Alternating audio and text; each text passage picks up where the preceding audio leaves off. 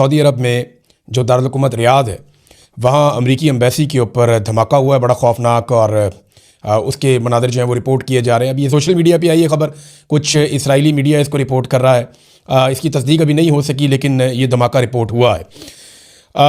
एक जो सबसे इम्पॉर्टेंट चीज़ मैंने देखी वो ये कि अमरीकी वज़ीर जंग, इसका नाम पहले वज़ीर दिफा होता था, वज़ारत दिफा थी, वज़ारत जंग उसको कर दिया डोनाल्ड ट्रंप आने के बाद। डोनाल्ड ट्रंप के अज़ाइम कुछ शायद अलग थे। तो ये जो वज़ारत जंग है इसके वज़ीर पीट हेगसेथ, इन्होंने एक प्रेस कॉन्फ्रेंस की है। अगर आप उस प्रेस कॉन्फ्रेंस को निकाल कर सुने तो आपको कुछ चीज़ें बड़ी क्लियर हो जाती हैं। यानी सारी कहानी उस प्रेस कॉन्फ्रेंस के अंदर है।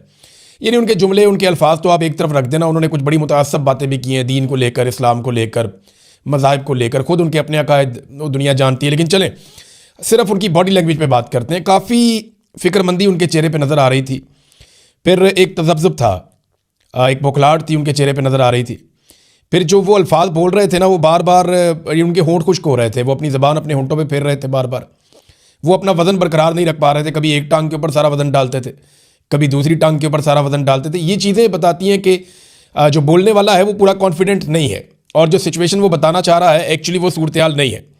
तो बॉडी लैंग्वेज में कोई एतमाद नहीं था, अपना वज़न बार बार वो शिफ्ट कर रहे थे, और कुछ अल्फाज को वो चबा चबा के जानबूझकर ज़ोर देकर बोल रहे थे कि मेरी बात में वज़न नहीं है तो कम से कम मेरे बोलने में वज़न पैदा हो जाए। ये हमने पाकिस्तान में भी होते हुए देखा है। तो ये प्रेस कॉन्फ्रेंस सारी कहानी सुना रही थी। डोनाल्ड ट्रंप ने 2-3 बड़ी आम बातें की हैं। एक तो डोनाल्ड ट्रंप ने ऐलान किया है कि वो जल्दी एक बड़ा हमला करने वाले हैं ईरान के ऊपर। और देखें, ये बात ठीक है कि अमेरिका को कुछ बहुत बड़ा करना पड़ेगा और इस लड़ाई को ख़त्म करना पड़ेगा, क्योंकि अमेरिका की तवक्कुआत के बिल्कुल उल्टा चला गया काम। डोनाल्ड ट्रंप ने यह भी कहा कि मैं ये नहीं कहूँगा बाकी लोगों की तरह कि ज़मीन पे हमने फ़ौजें नहीं भेजनी। हम ज़मीन पे फ़ौज भेज सकते हैं, ज़मीनी फ़ौज उतार सकते हैं ईरान के अंदर। और ईरानी तो इस बात का इंतज़ार कर रहे हैं कि किसी तरह कोई फ़ौज उनके हत्थे चढ़े और वहाँ ज़मीन पर कोई फ़ौज उसी तरह आ जाए जैसे इराक़ में या अफ़गानिस्तान में आई थी, तो इनको लग पता जाएगा। अमरीकी जर्नैल खुद कह चुके हैं कि उन्हें शिकस्त हुई अफ़गानिस्तान के अंदर। हम 20 साल तक लड़ते रहे और उसके बाद हुकूमत वापस उन्हीं लोगों ने ले ली जिनके साथ हम 20 साल तक लड़ते रहे। तो वहाँ पे एक शिकस्त हुई थी, हम रजीम भी बदल नहीं सके वहाँ पे। तो इसी तरह ईरान के अंदर ये कैसे जीत जाएंगे? ईरान की बड़ी लंबी तारीख है, वो बहुत सख्त लोग हैं और वो तो बदले की बात कर रहे हैं उनके लोग। यानी अगर आप ईरान और इसराइल के बीच में मुवाजना करना चाहें, बहादुरी का फ़र्क आप करना चाहें, तो आपको साफ नज़र आ रहा है जितने इसराइली शहरी हैं वो बंकरों के अंदर घुसे हुए हैं, नीचे तहखानों के अंदर घुसे हुए हैं। जितने ईरानी शहरी हैं वो शहरों के अंदर बाहर निकल के फिर रहे हैं। बड़े बड़े शहरों में रात के अंधेरे में, दिन की रोशनी में वो सड़कों के ऊपर इज्तिमा कर रहे हैं, बड़े बड़ी तादाद में निकल रहे हैं लोग। वो क्यों निकल रहे हैं? वो खामनाई के शहादत के बाद लोग बहुत बड़ी तादाद में बाहर आ रहे हैं। तो ईरानी दिलेर कौम है, उनकी एक बहुत बड़ी तारीख है।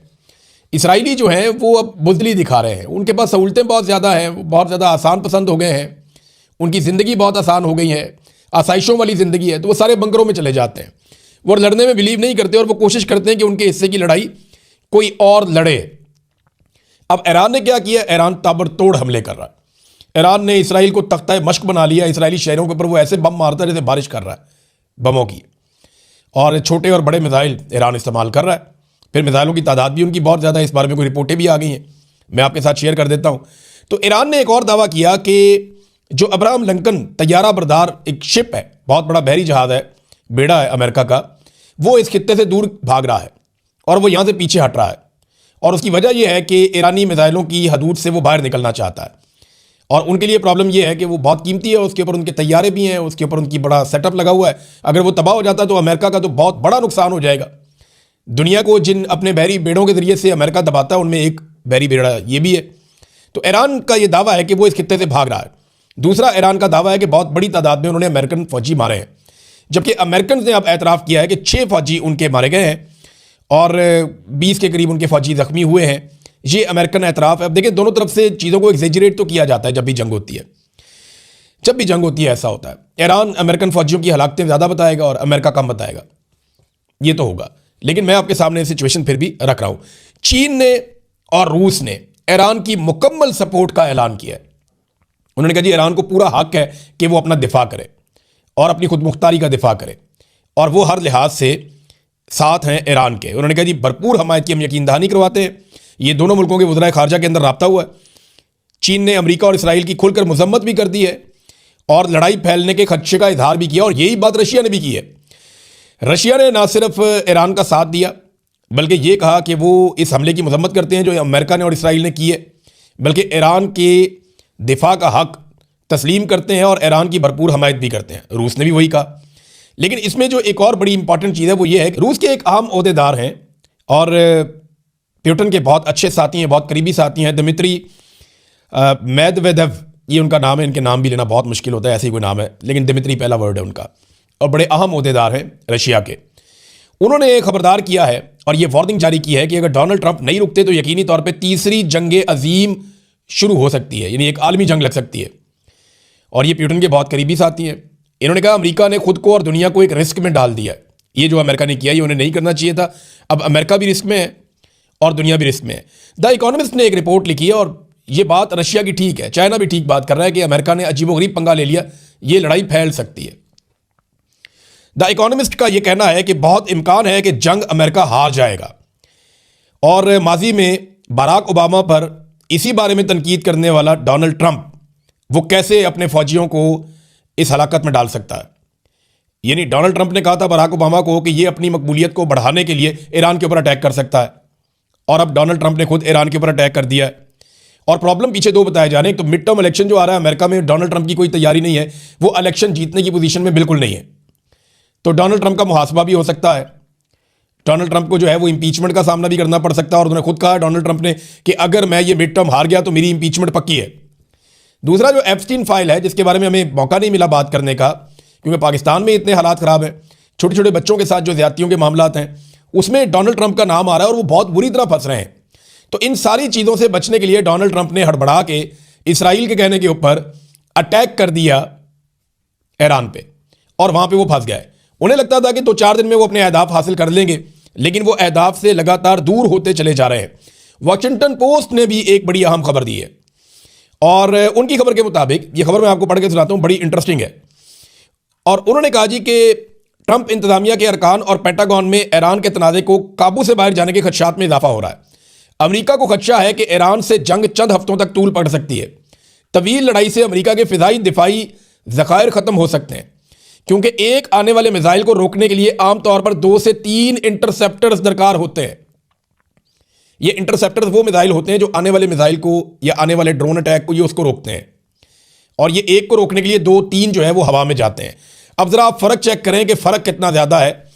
जो ईरानी मिसाइल है ना, और ये बरतानवी रिपोर्ट है कि ईरानी मिसाइल जो है या उनका जो ड्रोन है जो आके अटैक करता है वो $35,000 का एक पड़ता है ईरान को, मगर उसे रोकने वाला जो इंटरसेप्टर है वो $4 मिलियन का मिसाइल है।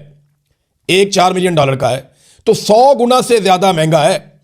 यानी दुगना हो तो बहुत ज़्यादा होता है, 2 गुना, 3 गुना, 4 गुना, 5 गुना, 100 गुना, ये इतना ज़्यादा महंगा है उसको रोकना। तो उसकी कॉस्ट का बहुत ज़्यादा फ़र्क है, और फिर बाद वो एक नहीं 2-2, 3-3 इस्तेमाल करने पड़ते हैं। तो ये बहुत कम खर्च में ईरान इस लड़ाई को बहुत लंबा ले जा सकता है। मार्को रूबियो की भी एक वीडियो इसी बारे में वायरल हुई है। मार्को रूबियो जो वज़ीर ख़ारिजा है अमेरिका के, उन्होंने कहा कि ईरान एक अंदाजे के मुताबिक हर महीने 100 से ज़्यादा मिसाइल तैयार करता है, जबकि इतने ही अरसे में 6 से 7 इंटरसेप्टर तैयार हो सकते हैं। तो ये तो मुवाज़ना ही कोई नहीं है। यानी इंटरसेप्टर जो है उसकी टेक्नोलॉजी बड़ी उसकी पेचीदा है। वो 6 से 7 तैयार होते हैं, वो उधर 100 के करीब जो है वो हमला करने वाले मिसाइल या उससे ज़्यादा तैयार कर देता है। तो यहाँ पे मुकाबला नहीं है। और अमेरिका देखें कितने इंटरसेप्टर इस्तेमाल कर सकता है। अगर उनके पास ये लामहदूद होते या बहुत बड़ी मिकदार में या तादाद में अमेरिका के पास होते, तो अमेरिका खलीजी ममालिक को ज़रूर बचाता। यानी सऊदी अरब को ये शिकवा ना करना पड़ता, कतर को ये शिकवा ना करना पड़ता, कुवैत को ये शिकवा ना करना पड़ता कि अमेरिका उठा के इंटरसेप्टर्स ले गया है इसराइल में और वो इसराइल को बचाने की कोशिश कर रहा है। देखिए लामहदूद तो नहीं है ना, महदूद है, इसीलिए अमेरिका ने उनको मूव किया और जाके इसराइल को बचाना शुरू कर दिया और खलीजी ममालिक को अकेला छोड़ दिया। इस बात का शिकवा खलीजी ममालिक ने किया, खासतौर पर सऊदी अरब ने। और अमेरिका का जो अपना ज़ख़ीरा है जो उन्होंने अपने दिफा के लिए रखा हुआ, उसको वो किसी लड़ाई में बाहर ले जाके नहीं झोंक सकते। लिहाजा उन्हें बहुत बड़ी मिकदार में इंटरसेप्टर्स चाहिए होंगे। अगर उनके पास नहीं है चंद हफ्तों के बाद, तो फिर बहुत वुल्नरेबल हो जाएगा इसराइल, क्योंकि इसराइल खुद ये नहीं बनाता।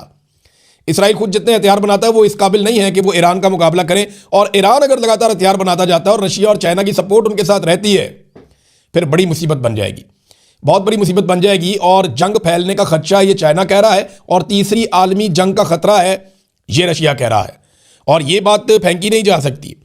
अब आलमी सतह पे देखें, इसके असरात तो आ रहे हैं। अब नए हरमज जो है वो बंद होने की वजह से हज़ारों तेल बरदार जो टैंकर्स हैं उन्हें अब समझ नहीं आ रही जाना किधर है। उनका सफ़र रुक गया है, वो जैम हो गए और सारे के सारे खड़े हैं और वो तलाश कर रहे हैं रास्ता कि हम जाएं कहाँ पे, और कई जो है वो लंगरअंदाज हो गए हैं। तो ईरान ने ऑफिशियली अब नए हरमज को बंद कर दिया और ये उसको लंबे अरसे तक बंद रख सकता है और कुछ ना करे तो इसको बंद रख सकता है। इससे पूरी दुनिया के अंदर तेल की कीमतें ऊपर जाएंगी और एक बहुत बड़ा माशी बहरान पैदा हो जाएगा। कतर ने गैस की प्रोडक्शन बंद कर दी है और उसके बाद जो यूरोपियन गैस है उसकी प्राइस 45% तक बढ़ गई है। आज मैं आपको बता रहा हूं, कल ये 28% तक बढ़ी थी और अब जो खबर आई है लेटेस्ट वो ये बता रही है कि 45% तक यूरोपियन गैस की प्राइस बढ़ गई है, जो बहुत खतरनाक है और ये कोई अच्छी खबर नहीं है। अब नाज़रीन, एक और सवाल बार बार पूछा जा रहा है कि ये जो अमेरिका के 3 जेट गिरे हैं ये गिराए किसने। देखिए, ईरान ने गुज़िश्ता चंद महीनों में सरफेस से फ़ज़ा में, यानी ज़मीन से फ़ज़ा में मार करने वाले कुछ हथियारों का मुआहदा किया था, चाइना के साथ भी और रशिया के साथ भी। इन दोनों के पास ये हथियार बहुत अच्छी कैपेसिटी वाले मौजूद हैं। अब क्या ये हथियार इस्तेमाल हो रहे हैं, इसके बारे में आप अभी कुछ नहीं कह सकते क्योंकि जंग चल रही है, जंग के बाद इसका तखमीना लगाया जाएगा। लेकिन ईरान ये कहता है कि उन्होंने अमेरिकन तैयारे गिराए। लेकिन अगर कुवैत ने गलती से गिराए हैं तो गलती से एक आधा गिरता है ना, 3 तो नहीं गिर जाते। और ये जो तैयारे होते हैं या जो सिस्टम जिस मुल्क के अंदर ये चल रहा होता है वो आपस में इंटीग्रेट करते हैं कि गलती से वो गिरने भी लगता है तो वो फौरन उनको सिस्टम बताता है कि ये इसको नहीं छेड़ना आपने, ये हमारा है। तो अगर गलती से गिर जाता तो एक गिर जाता, 3 तो उन्होंने अनाउंस कर दिया, पता नहीं कितने गिरे। तो ये जो गिरे हैं, अगर ये गलती से गिरे हैं तो ये 3 नहीं गिर सकते थे। अब इसमें एक खबर और आई है और ये खबर ये बताती है कि कुछ जो कुवैती बैरिया के लोग हैं उनके ऊपर ऑपरेशन हुआ है और उसमें एक एहलकार जो है वो जाँ बहक भी हुआ है। अब ये क्या है, कहीं ऐसा तो नहीं है कि वहीं अंदर से किसी ने बगावत की और उन्होंने अमेरिकन तैयारों को निशाना बना दिया। क्योंकि देखें ना, हुक्मरान जो हैं वो अरब हुक्मरान अमेरिका के साथ अच्छे ताल्लुकात बना रहे हैं, लंबे अरसे से बना रहे हैं। लेकिन जैसे ही अरब हुक्मरानों के ऊपर मुश्किल वक्त आया, खलीजी ममालिक के ऊपर मुश्किल वक्त आया, अमेरिका ने अपना दिफाई निज़ाम वहाँ से हटा लिया। अमेरिका सिर्फ इन ममालिक को हमले के लिए इस्तेमाल कर रहा है, इनको बचाने के लिए कुछ नहीं कर रहा। अब इन ममालिक को सोचना पड़ेगा कि इनको अपना दिफाई निज़ाम खुद खड़ा करना होगा और अमेरिका के ऊपर अपना इन्हिसार कम करना पड़ेगा। अब ये ईरान के साथ खलीजी ममालिक को लड़वाना इस वक्त बहुत बड़ी ख्वाहिश है नेतन्याहू की और उसके लिए काम हो भी रहा है। मैं आपको एक खबर देता हूं। एक तो जो सऊदी अरब की ऑयल रिफाइनरी आरामको, इसके ऊपर जो अटैक हुआ, ईरान ने बड़ी वाज़े अंदाज में कह दिया, बल्कि उन्होंने ये कहा कि हमने अपने सऊदी भाइयों को आगाह भी कर दिया है कि इस हमले के पीछे हम नहीं हैं, हमने किसी रिफाइनरी के ऊपर किसी किस्म का मिसाइल नहीं दागा। अब इसकी इन्वेस्टिगेशन होना चाहिए कि ये मिसाइल किसने फेंका है और अगर ये इसराइल की तरफ से आया है या किसी और तरफ से आया है तो ये फिर मामला बहुत लंबा चलेगा, ये यहाँ ख़त्म नहीं होगा। क्योंकि ईरान ने साफ कहा, ईरान कह सकता था हमने मारा, जंग में वो गलती से आ गया, लेकिन ईरान ने कहा जी हमने बिल्कुल नहीं मारा, हमने किसी ऑयल फील्ड के ऊपर अटैक नहीं किया। अमरीकी एक सहाफ़ी हैं, ये टकर कार्लसन, इन्होंने एक इंकशाफ किया है। टकर कार्लसन ये कहते हैं कि कतर और सऊदी अरब में मुसाद के कुछ एजेंट्स पकड़े गए और ये बम धमाकों की प्लानिंग कर रहे थे। इस इल्ज़ाम में गुज़िश्ता रात इनको पकड़ा गया है और ये कोशिश कर रहे थे कि जो अमेरिका के इत्तेहादी ये खलीजी ममालिक हैं, कतर और सऊदी अरब, यहाँ पे इस किस्म की बम धमाके या कार्रवाइयाँ करवाई जाए जिससे अनारकी फैले और इन्हें लड़ाई के ऊपर उकसाया जाए। अब ये देखें, ये खबर बहुत बड़ी खबर है कि यहाँ पे मुसाद के एजेंट पकड़े गए हैं इन मुल्कों में। तो अब अरब मुल्कों को ये बात समझ आना शुरू हो जाएगी कि ईरान हमारा दुश्मन नहीं है, बल्कि ईरान से डरा कर हमारे ऊपर लंबे अरसे तक मुसल्लत रहने वाले लोग हमारे दुश्मन हैं। और हमें तो ज़रूरत ही नहीं थी इतना पैसा खर्च करने के लिए अपने दिफा पे, जितना हमने खर्च कर लिया। अगर अपने ऊपर खर्च लेते तो आज शायद बेहतर पोजीशन में होते। नाज़रीन, एक और बड़ी खबर है और वो ये है कि महमूद अहमदी नजाद बहुत मकबूल हैं ईरान के अंदर, साबिक सदर हैं ईरान के और बड़ी ज़बरदस्त शख्सियत के मालिक हैं और बड़ी शानदार इंसान है। महमूद अहमदी नजाद जो हैं वो बच गए हमले में। उनके बारे में पहले इतला आई थी कि उनकी शहादत हो गई है, लेकिन अब जो इतला आई है उसके मुताबिक वो बच गए हैं। यूरोप से पहले हुक्मरान ने आवाज़ उठाई है, ये स्पेन के वज़ीर आज़म हैं पेड्रो, इन्होंने अमरीकी हमले और इसराइली हमले की मजम्मत कर दी है, इसे बैनुल-अक़वामी कवानीन की खिलाफ वर्जी करार दिया है और अपने अड्डे भी देने से इनकार कर दिया कि हम अपने अड्डे भी नहीं देंगे। जबकि बरतानिया ने अड्डे तो दे दिया अमेरिका को, लेकिन लड़ाई में उतरने से इनकार कर दिया। उनका हम इस लड़ाई का हिस्सा नहीं बनेंगे, हमने माजी से सबक सीखा है, जो इराक जंग में हमारे साथ हुआ उससे हमने ये सबक सीखा है कि अब हम दोबारा इस तरह की लड़ाई का हिस्सा नहीं बनेंगे और ना हम इस लड़ाई में आना चाहते हैं। नाज़रीन, खलीजी ममालिक में सूरत बहुत अजीब है इस वक्त। वहाँ से जो अरबपति लोग हैं, खरबपति लोग हैं, जो पूरी दुनिया से आकर वहाँ पे रहते थे और वहाँ का शानदार अमन व अमान इंजॉय कर रहे थे, अब सर्दियों में पूरी दुनिया वहाँ आ जाती थी। आजकल सर्दियों का सीज़न है, तो जैसे ही गर्मियाँ होती थी तो दुनिया के अमीर तरीन लोग यूरोप में चले जाते थे, सर्दियाँ आती थी तो मिडल ईस्ट में आ जाते थे। अब वो सारे लोग ये खित्ता छोड़कर भाग रहे हैं।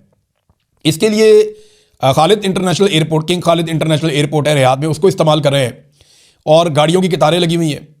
बहुत बड़े बड़े अरबपति अपनी फैमिलियों को लेकर गाड़ियों समेत वहाँ पे पहुँचे हुए हैं और प्राइवेट जेट्स के अंदर बैठ बैठ के निकल रहे हैं कि हमें यूरोप पहुँचा दो किसी तरह। और रास्ता भी बहुत लंबा लेना पड़ रहा है क्योंकि डायरेक्ट वहाँ से इसराइल वाली साइड से तो जा नहीं सकते, तो एक लंबा रास्ता लेकर ये लोग यूरोप जाने की कोशिश कर रहे हैं। और उसका रीज़न क्या है? उसका रीज़न ये है कि इन्हें खतरा है कि जंग फैलेगी और ये कहीं ना मारे जाए, कोई मिसाइल भूल भाल के इधर ना आ जाए। और यहाँ से निकलने के लिए जो पैसा ये खर्च कर रहे हैं, अब एक एक प्राइवेट जेट की जो परवाज़ है उसके लिए 2,60,000 पाउंड तक, यानी पाकिस्तानी ये कोई 10 करोड़ रुपया बनता है, 10-10 करोड़ रुपया दे के एक एक जेट को ले जाया जा रहा है कि जनाब हमारी फैमिली को यहाँ से यूरोप पहुँचा दें और हमें यहाँ से निकाल दें किसी तरह से। अब आ जाए नाज़रीन थोड़ा सा पाकिस्तान में। पाकिस्तान के अंदर जो है ना, ये दबाव बहुत बढ़ रहा है कि डोनाल्ड ट्रंप को जो अमन के नोबेल इनाम के लिए नामजद किया गया, वो नामजदगी वापस ली जाए। नवाज शरीफ ने ट्वीट किया, शहबाज शरीफ ने किया, किसी ने डोनाल्ड ट्रंप या अमेरिका का नाम भी नहीं लिया। हालांकि 160 बच्चियों को एक साथ दफनाया गया है, उनकी कब्रें तैयार कर दी गई हैं, उनकी नमाज जनाजा अदा की जाएगी, उन बच्चियों को एक साथ दफनाया जाएगा। ये मासूम बच्चियां कत्ल हुई हैं। पूरी दुनिया में इस मंजर के बाद गम व गुस्सा है। और करने वाले कौन है? Donald Trump, America, Israel, Netanyahu. तो ये नाम लेने के लिए तैयार नहीं है। नवाज शरीफ ने भी नाम नहीं लिया और कोई ऐसी बात नहीं की, बल्कि बिलावल तो चुप थे अमन के नोबेल इनाम के मामले पर। मरियम नवाज से जब यह सवाल किया गया कि आप क्या कहती हैं, शहबाज शरीफ ने डोनाल्ड ट्रंप को अमन के नोबेल इनाम के लिए नामजद किया हुआ है, तो मरियम नवाज ने हमायत कर दी। मैं कहा ठीक किया हुआ है, शहबाज शरीफ जो करते हैं ठीक करते हैं, यानी अच्छा किया है शहबाज शरीफ ने डोनाल्ड ट्रंप को, यानी हमायत कर दी डोनाल्ड ट्रंप के अमन के नोबेल इनाम के लिए। इस वक्त मरियम नवाज ने, जिस वक्त ईरान के अंदर जो शहादतें हैं उनकी तादाद 600-700 के करीब बढ़ गई है, पाकिस्तान के अंदर 30 के करीब, 35 के करीब लोग जो हैं वो शहीद हो गए हैं और पूरे खित्ते को एक जंग की आग में लपेट दिया है। छोटे बच्चे तक जो हैं वो इसमें जंग हो गए और ईरान के सुप्रीम लीडर आयतुल्लाह खामनाई वो भी शहीद हो गए हैं। और उसके बावजूद मरियम नवाज कह रही है नहीं, शहबाज शरीफ ने ठीक किया है डोनाल्ड ट्रंप को अमन का नोबेल इनाम देने के हवाले से। तो ये ख़ानदान ऐसा ही है, ये नहीं सीख सकते, ये हमेशा ऐसे ही रहेंगे। ये ना कभी पब्लिक के थे, ना पब्लिक के हैं, ना आम आदमी की तरह सोचते हैं, ना आम आदमी की तरह जीते हैं, ना आम आदमी की बात करते हैं और ना कभी आम आदमी की तर्जुमानी करते हैं। अब तक के लिए इतना ही। अपना ख्याल रखिएगा, अपने चैनल का भी। अल्लाह हाफ़िज़।